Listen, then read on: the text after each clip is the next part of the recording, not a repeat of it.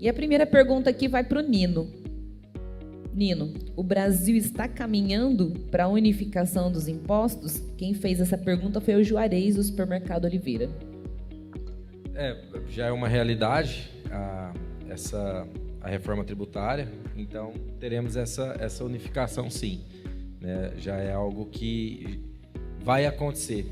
O ponto é como nós vamos conseguir nos preparar, como que nós vamos conseguir romper esses desafios, mantendo a nossa margem, sempre de olho na margem. Nós temos que estar brigando pela margem, brigando para a gente conseguir mostrar para o cliente que a gente ainda está no mercado, que a gente está competitivo e mantendo a nossa margem. Então, a gente tem que olhar, sim, para os impostos, a gente tem que olhar com esse olhar de como nós vamos nos preparar melhor, mas sempre pensando, eu preciso manter minha competitividade, preciso manter minha margem, não posso deixar meu volume de venda ser afetado por isso, por eu não estar preparado para precificar meu produto. Acho que esse é o principal ponto. Rodrigo, como vai ser feito o pagamento do imposto no próximo mês? Igual é hoje? Do Marco Antônio do Trítico. Na realidade, a questão das apurações, né, elas vão se manter, né? Na realidade, o que vai acontecer é realmente a forma como vai ser apurado o imposto, né? Isso ainda não foi definido, né? Por exemplo, hoje nós temos os arquivos, os SPEDs, né? Então a gente tem contribuições, a gente tem o ICMS, e ainda não foi regulamentado, por exemplo. Então tem aí está tramitando lá no Congresso a normatização desses arquivos. Então, como isso vai ser?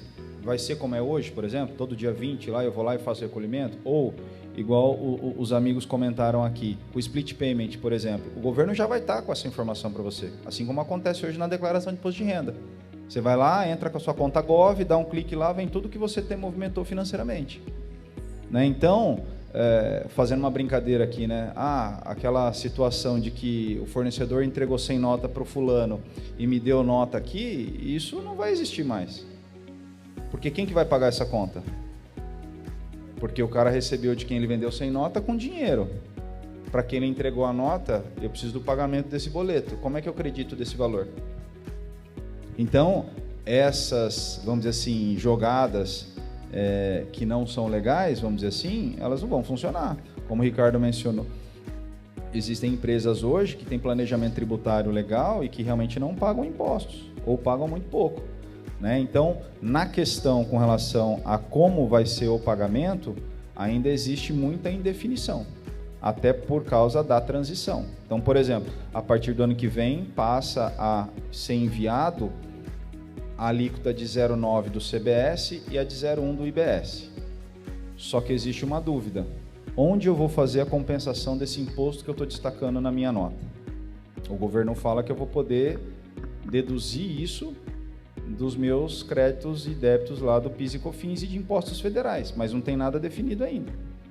Né? Então, são situações que ainda não estão claras, né? Mas acredito que com o split payment vai acabar isso daí. Você simplesmente vai entregar os arquivos fiscais para o governo, assim como nós entregamos nossa declaração de imposto de renda, só para validar se o que você está entregando é o que realmente está lá, para ele te pegar aí na malha fina, vamos dizer assim. E vamos lá, agora a pergunta para o Guilherme. Como a WF pode ajudar o varejo e as empresas nessa nova fase da reforma tributária? Uma pergunta da Aline. Muito boa pergunta. Como a gente comentou um pouco, é importante a gente contar com uma consultoria para acompanhar esse processo de transição. Porque como a coisa vai ser bem mais ampla do que é hoje, até a análise, até os procedimentos, então o trabalho de uma consultoria é extremamente importante para começar, via de regra, em processo de educação de fato, desde o teu departamento de compras até o teu departamento fiscal tributário, o teu departamento o financeiro.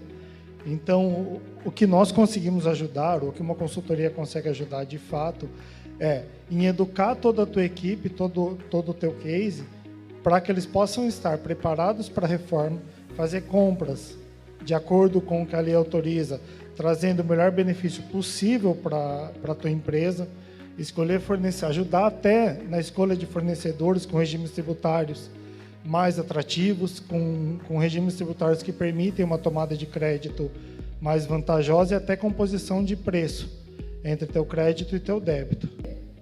O foco, então, nesse momento é partir para comprar da indústria, ou da Alvando Piovani está perguntando. Direto da indústria? Eu comentei sobre compra do Simples, mas é interessante a gente comentar que daqui a pouco tem algum fornecedor do Simples aqui, vai me pegar lá fora. Mas não é errado. O que é importante é que a gente faça uma composição correta de preço, tá? Não vou falar para vocês, não pode comprar de um Simples ou de uma empresa que vai te fornecer um crédito menor. Mas desde que você saiba negociar, não há problema. Por exemplo, eu vou comprar um produto de uma empresa do Simples que não me gera crédito. É claro que em algum momento você vai ter que negociar com ele para que nessa cadeia de compra e venda ele absorva até teu prejuízo. Isso é importante. Então, claro, se a gente pensar em compra simples, preço por preço, se os preços dos dois forem idênticos, é óbvio que compensa comprar de uma indústria do lucro real, por exemplo, que te permite tomada de crédito integral. Mas, é o que a gente comenta, a composição de preço é importante. Como o imposto ele é tributado por fora, a gente precisa analisar assim, vou comprar um produto por R$100. A minha saída vai ser 128, por exemplo, pensando numa alíquota de 28%. A minha aquisição também vai ser de 128, a saída vai ser com lucrinho, por exemplo. Entre o crédito e o débito, se forem idênticos, compensa você comprar de uma empresa que vai te trazer esse crédito de forma integral. Agora, se eu estou comprando de uma empresa, por exemplo, que ela me dá um crédito, ela não me permite esse crédito de forma integral quando eu compro, por exemplo, um Simples Nacional puro, que ele tem IBS e CBS, mas é muito pouco, que no final das contas quase não compensa, a gente vai ter que negociar com ele para que ele absorva esse teu custo. Então, você tem que analisar se ele custa para mim 128 na saída, porque eu vou debitar R$28, por exemplo. Eu vou ter que comprar R$100, por exemplo, tirando já os 28.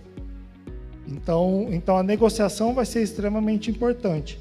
É mais vantajoso, claro, se a gente falar de valores idênticos, comprar de uma indústria ou de uma empresa do não cumulativo, sim. Mas a negociação é muito mais importante nesse momento. Como saber se o fornecedor pagou o imposto? É do Juarez, Supermercado Oliveira. Boa, né? Como saber se o fornecedor pagou o imposto? No split payment vai ser na própria operação financeira, já vai estar clara lá, no banco, na empresa de meio de pagamento, né? Enquanto ainda não tiver o split payment, o cliente vai ter que pedir para o fornecedor mandar o comprovante de pagamento do tributo. Vocês já viram isso? Não? Vocês sabiam que tem um monte de empresa que já faz isso? Vou dar um exemplo, Prodesp. Todo mundo aqui conhece a Prodesp? É um grande centro de processamento de dados do estado de São Paulo, né? E a Prodesp tem um monte de prestadores de serviços, por exemplo. Todos os prestadores de serviços da Prodesp são obrigados a mandar todo mês comprovante de pagamento de tributos de todos os prestadores de serviços que prestam serviço para a Prodesp, e se não mandar o comprovante de pagamento, corta-se o pagamento que a Prodesp faz para o fornecedor. Isso pode dar judicialização, tá, pessoal? Imagine você, já tem a sua vida atribulada no supermercado, ter que pôr alguém para ficar ligando para todos os fornecedores e pedindo para comprovar se o cara pagou ou não pagou IBS, CBS. Isso é uma questão de fiscalização até, né? Uma autofiscalização. Isso pode vir a ser judicializado, mas a lei como está hoje, ela só permite tomar o crédito se o seu fornecedor pagou. E para saber se ele pagou ou não, você tem que pedir o comprovante do pagamento do tributo. Foi falado que IBS e CBS vai ser descontado do fornecedor no pagamento da nota. Se já é pago ao fisco automático, por que eu preciso conferir se tenho o crédito ou se o fornecedor pagou? Do Marco, do Trítico. Isso dá dúvida mesmo, né? Vamos separar. Split payment é no momento do pagamento do cliente para o fornecedor. Então, se eu sou o cliente, né? Então, digamos que eu tenho o meu supermercado e eu compro muito de uma indústria de panificação. Se eu estou pagando a indústria de panificação, no momento que eu estou pagando, eu já sei que aquele tributo já foi pago. Isso é split payment. Então, já que eu paguei, eu já posso tomar crédito. Olha só que coisa, né? Eu vou tomar crédito porque eu paguei a nota. E a nota já foi descontada do IBS e CBS. Isso é split payment. Enquanto o split payment ainda não chegar, ou seja, não está sendo pago no momento da nota, do pagamento da nota. É o fornecedor que tem que fazer a apuração dele e pagar o tributo. Por isso que aí a gente separa uma coisa da outra, tá? Enquanto os nossos fornecedores ainda não tiverem, né, no split payment, a gente vai ter que confirmar com o fornecedor se ele pagou ou não pagou a CBS e IBS. Quando já tiver no split payment, a gente já não vai mais precisar fazer isso, porque na transação financeira já pagou o tributo e aí eu já posso tomar crédito. Tá bom? Dá confusão mesmo, né? Espero que eu tenha conseguido esclarecer. Conforme dito, o crédito do imposto será tomado no momento do pagamento da compra ao fornecedor. Pergunta: o débito vai obedecer o mesmo critério? É o Silvio da Rede Mais que pergunta para você. Você vê que pergunta super interessante. Obrigado, Silvio, pela pergunta, né? O débito vai ser no que a gente chama na competência. O que é competência? Na emissão da nota. Esse é o débito do IBS e CBS. O crédito vai ser só no pagamento. Aí você fala assim, mas isso não é justo, né? Eu emito a nota, eu já estou tendo débito no mês ali do IBS e da CBS. O crédito é só quando tiver o pagamento. Tá meio descasado isso aí, né? E é assim mesmo. É meio injusto mesmo, né? Por isso que tem que fazer uma inteligência financeira. Alguém aqui já ouviu falar de BPO financeiro ou não? BPO financeiro vai ganhar uma relevância super grande para empresas de contabilidade, de consultoria, que oferecer para as empresas fazer a administração do contas a pagar e do contas a receber, né? Para ter o financeiro bem controladinho dentro da empresa, tendo uma inteligência tributária de conseguir equalizar os créditos com os débitos, porque senão eles podem ficar desequalizados, né? E gerar um impacto no fluxo de caixa grande, né? O Nilo falou, margem pequenininha. Imagina se você tem uma margem pequenininha e o seu fluxo de caixa negativo, e ficar com fluxo de caixa negativo por vários meses. A empresa, como o próprio Nilo disse, é feita para dar lucro. Empresas não são instituições de caridade, né? Tem que dar lucro. Então, vai ter que fazer uma boa administração financeira dentro das empresas, porque o débito é regime de competência e o crédito é no pagamento. Nino, como manter a margem e rentabilidade se a incerteza do recolhimento do fornecedor não houver? Vamos ter que pagar? Então é incerto o custo gerencial? Pergunta do Dalvan, do Piovani. É uma boa pergunta. Eu acho que é a pergunta de $1 milhão, né? E, assim, é tudo muito ainda testes que nós vamos ter que fazer.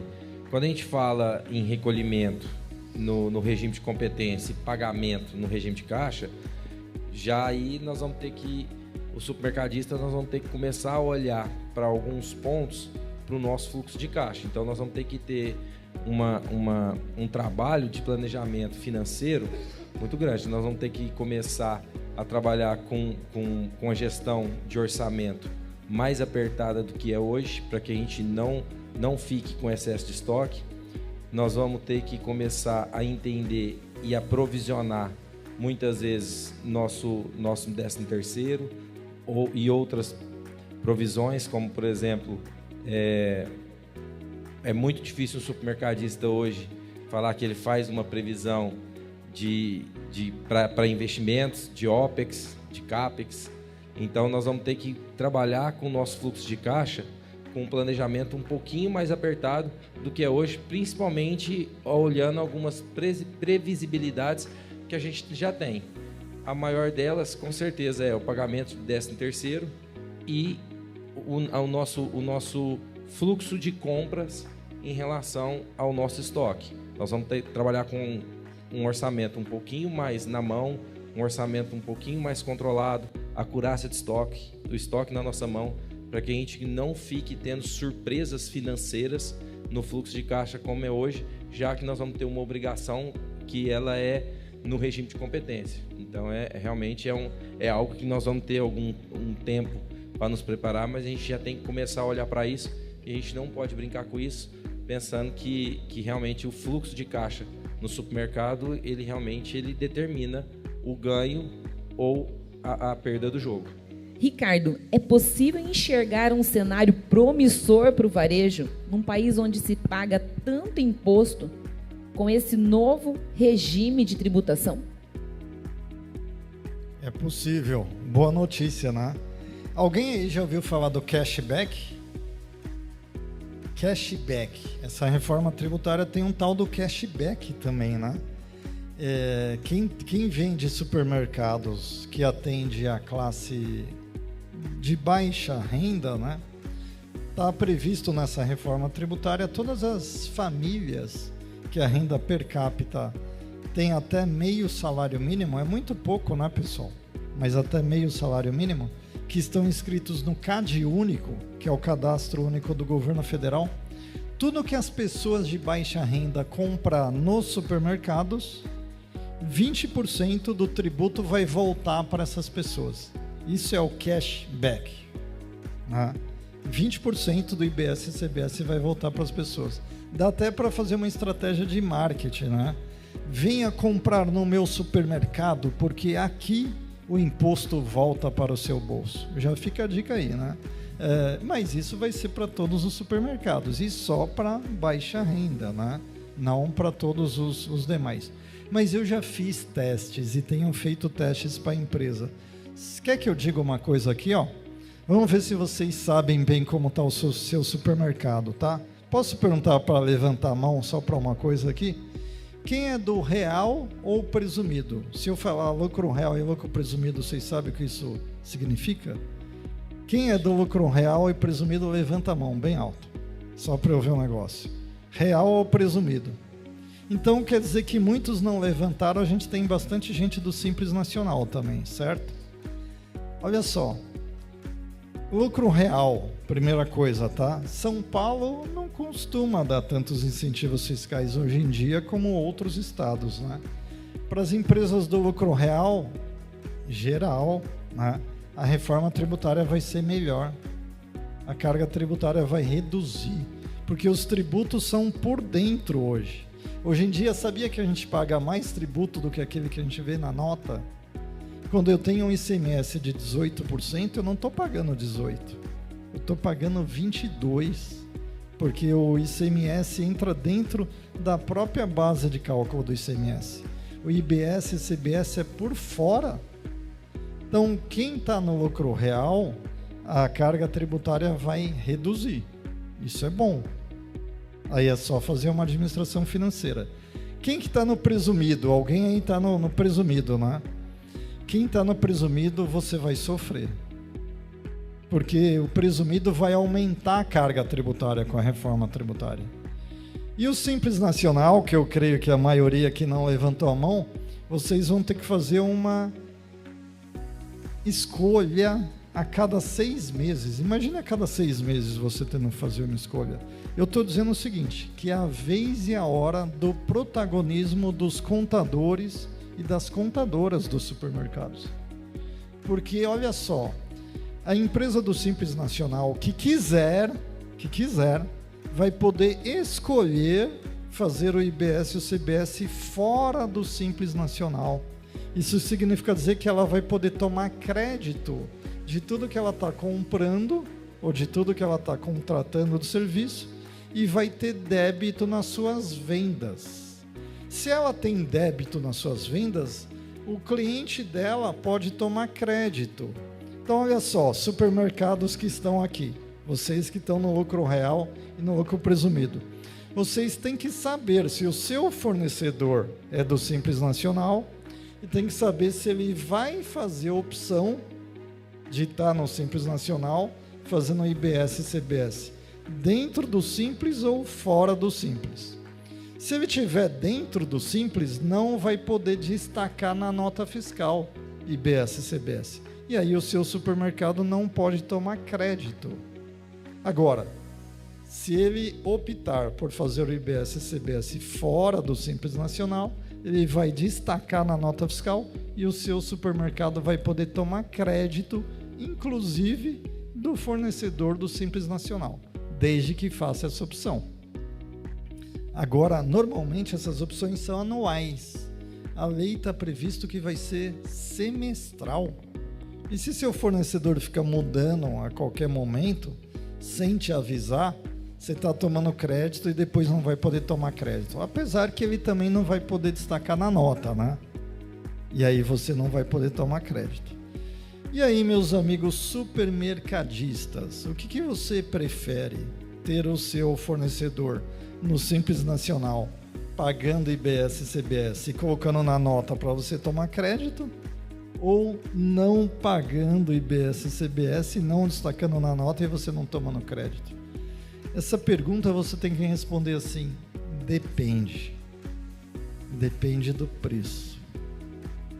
Por isso que eu digo, tá? Já tem empresas, olha só o que eu vou dizer agora, outra dica aí. Já tem empresas que estão mandando uma cartinha para todos os seus fornecedores, dizendo assim: caros fornecedores, gostaríamos de saber o que vocês já estão fazendo junto com o seu RP para as mudanças da reforma tributária e se a partir de janeiro de 2026 você já está tudo certo para colocar no XML da nota o IBS e CBS destacado. Porque se você não fizer isso, caro fornecedor, poderá impactar no meu fluxo de recebimento de XML. Sabiam disso ou não? Já a partir de janeiro de 2026 agora. Então vale a pena a cartinha para o fornecedor, vale a pena estar perto do fornecedor. E quem sabe que a partir de 2027 o PIS e COFINS não existe mais. A partir de janeiro de 2027 não tem mais PIS e COFINS e já entra a CBS no lugar do PIS e COFINS. Em janeiro de 2027, tá? E aí vai valer a pena você conversar com seus fornecedores do Simples Nacional e já perguntar para eles da opção, lá em janeiro de 2027. Ainda está pendente a regulamentação sobre isso, mas acompanhem, porque isso vai ser muito importante. Gostaria de saber se o crédito vai poder ser usado sobre a margem dos produtos ou poderíamos usar em descontos em compras de mercadoria para o supermercado. Desconto em compras de mercadoria, eu estou entendendo que é bonificação de mercadorias, né? O crédito é sobre a compra, né? Nota fiscal de compra, de aquisição. Então, sobre toda nota de aquisição de compra, vai poder tomar o crédito. Agora, então não confunda um pouco, porque é normal às vezes isso acontecer, com o crédito fiscal e o crédito financeiro, né? Às vezes, como crédito financeiro, quer dar ali um produto, uma mercadoria, etc. Só que bonificações e brindes vai entrar na tributação do IBS e CBS. Alguém dá brindes aí? Tem mercados que compram brindes? Brindes vai ter tributação de IBS e CBS. E bonificação também. Então, se você quer bonificar o seu cliente com mercadorias, mesmo que você não esteja vendendo a mercadoria, você vai ter que pagar IBS e CBS. Então, cuidado com as bonificações também, tá? Nino, diante de tantas incertezas e análises minuciosas na compra de um produto e sua precificação, como administrar o mix da loja e não perder competitividade? Boa pergunta.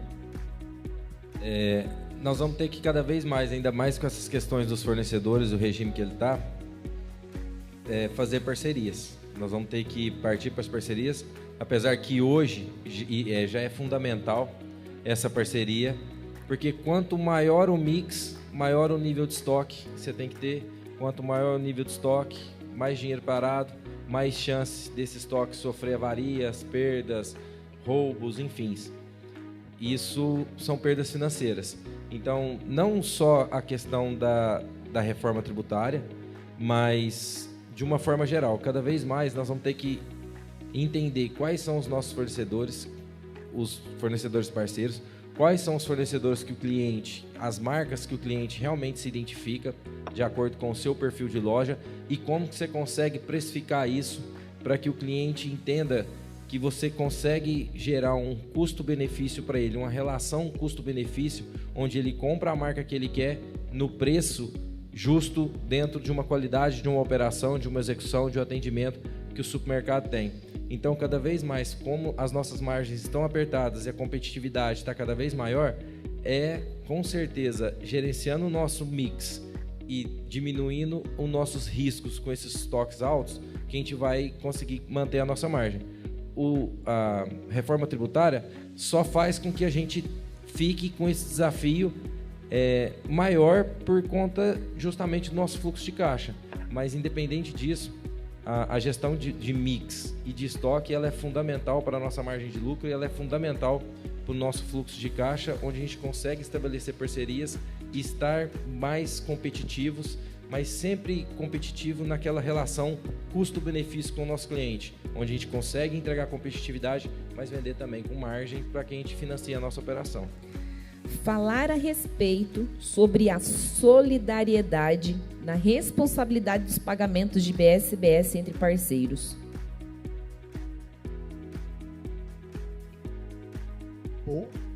Boa pergunta, deixa eu ver se eu entendi, tá?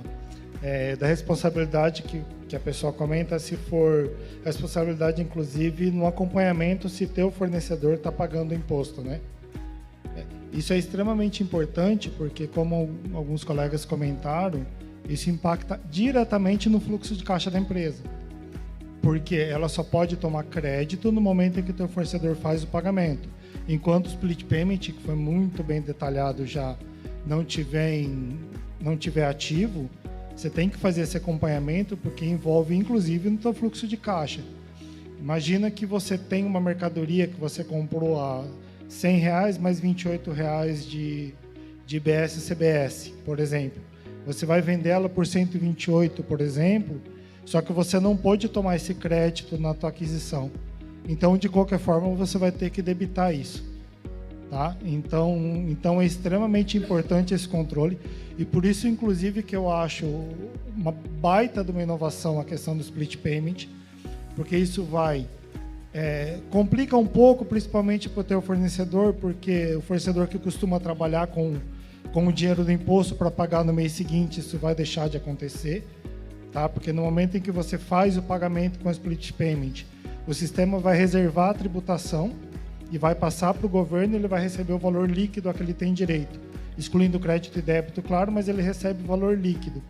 Isso vai ser um facilitador enorme, mas enquanto isso não acontece, é extremamente importante esse controle. E eu acho, sinceramente, que até um controle um tanto quanto mais justo, para que a gente possa tomar crédito de fato do que a gente tem direito e debitar realmente o que a gente tem direito, o que a gente deve pagar de fato. Tá? Então, no momento em que acontecer o split payment, essa questão acaba, a gente ter que acompanhar o processo do fornecedor, se o fornecedor está pagando imposto, mas enquanto isso não acontece, infelizmente, a gente vai ser obrigado a controlar isso, para ter um controle de caixa mais efetivo. 20% que volta para baixa renda, isso é o governo e o beneficiário, ou os supermercados vai ter acesso a esses dados? Entre, então, o governo e o beneficiário ou o supermercado vai ter acesso a esses dados? Boa pergunta, né? O mercado já queria morder um pouquinho aí também, né? Não, é só o beneficiário, né? Porque ele é como o CPF, é como hoje, né? Hoje a gente vai comprar várias coisas. Em São Paulo, já há alguns anos, a gente fala, quer o CPF na nota? Quero, né? E aí a gente consegue receber um pouquinho lá, né? Isso já é um cashback já. Mas vai ser o beneficiário, o mercado não vai receber nada disso. E por último, olha só, a gente sempre se referiu à Receita Federal como um leão, não é? Na fiscalização, não é um leão. Vocês sabiam que agora a gente vai ter 2 leões? 2 leões te olhando, ferozmente olhando para você, olhando para o seu faturamento, né? E querendo 2 leão morder, dar uma mordida. Porque o ICMS, ele é estadual, o ISS é municipal. O que está acontecendo com essa reforma tributária? Está tendo uma unificação de tributos. Então está unindo o ICMS com o ISS, virando um só, chamado IBS. Só que quem vai arrecadar o IBS não é a Secretaria da Fazenda de São Paulo, não é a Secretaria Municipal de Fazenda de São José do Rio Preto. Quem vai recolher no Brasil inteiro é esse comitê gestor do IBS. E aí eu pergunto para vocês, o comitê gestor do IBS ainda está pendente de regulamentação. O Senado Federal colocou para votação agora, na próxima semana, vai ser votado no Senado Federal um projeto de lei de número 108, né, onde definitivamente cria o segundo leão. Então, em termos de fiscalização, né, quem vai arrecadar tudo é o comitê gestor do IBS. E quem vai devolver isso para o cidadão que compra no seu supermercado de baixa renda é o comitê gestor do IBS. O mercado não fica com nada, nem um centavo. E encerramos as nossas perguntas dos participantes. Muito bom, tivemos uma grande interação aí de vocês. Estamos partindo para o fim. Eu trouxe 2 perguntas aqui. Na verdade, são reflexões para todos vocês que estão nos assistindo. Já agradecendo ao Nino, ao Guilherme Peron, ao Ricardo e ao Rodrigo aqui, que abrilhantou o nosso palco da 4ª edição do evento Mercado Summit com o tema Reaja. E é isso mesmo, nós não podemos deixar que esse momento, com reforma tributária, com tudo que vem acontecendo, com os desafios de gestão de gente, de margens apertadas, tomem lugar e espaço no varejo supermercadismo. Nós devemos reagir a tudo isso com esperança de que tem um momento melhor para a gente. E eu vou deixar aqui uma reflexão, então, para vocês. São 2 perguntas de reflexão para você, supermercadista. Se a reforma tributária entrar em vigor amanhã, você sabe exatamente qual será o impacto dela no preço de venda dos 10 produtos mais vendidos do seu supermercado? E a segunda reflexão que eu deixo para vocês.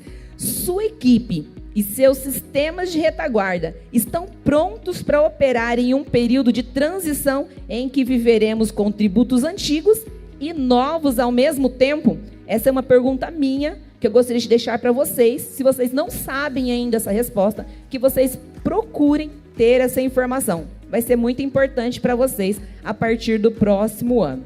Então, nós chegamos ao fim do podcast Os Bastidores da Reforma Tributária.